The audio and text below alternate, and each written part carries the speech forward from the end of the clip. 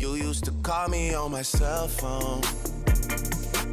Late night when you need my love. Call me. Okay, for this problem, we're asked to describe the domain and range of f of xyz is equal to 16, the square root of 16 minus x squared times y squared times z squared. Okay, and then again, that's all under the square root. So for the domain, that means what can possibly be our x, y, and z.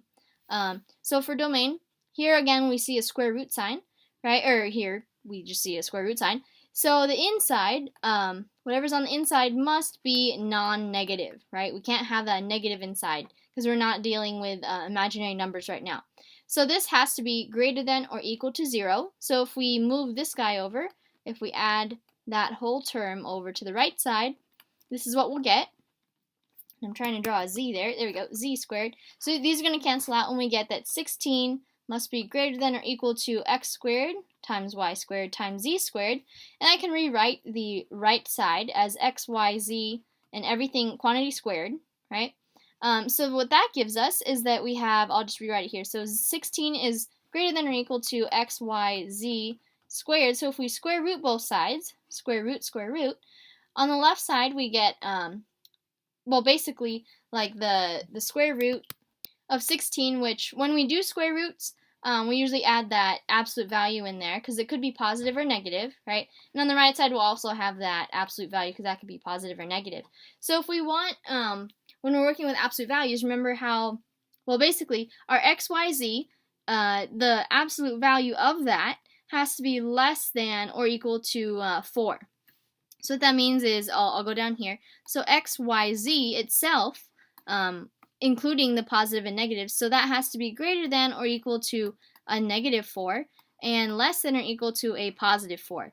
That way the absolute value of it stays in between those two values, right? It doesn't go too far in the positive direction, it doesn't go too far in the negative direction.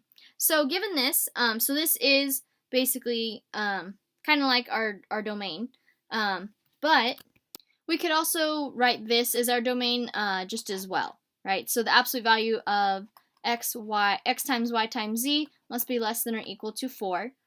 We could either have this one or this one works just as well, right? So this is our domain. I'll label that, okay? And now let's move on to the range part.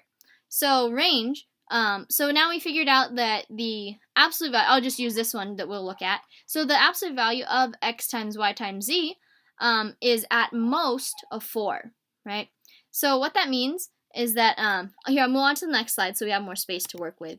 So here's our function again, f of x, y, z is equal to 16 minus x squared, y squared, z squared, and then all under that square root sign. So I'll just rewrite this as 16 minus x, y, z, and that's all squared, right?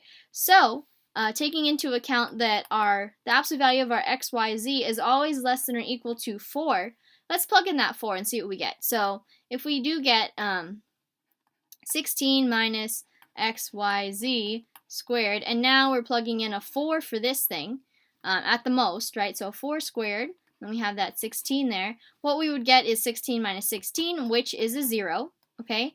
But if we plug in anything that has any combination of x, y, z, which has a combination that is equal to something less than 4, such as like 0, 0, 0, so if we plug in that, we get like 16 minus 0 squared. Okay, let's plug in that guy, and we get square root of 16, which is a 4, right?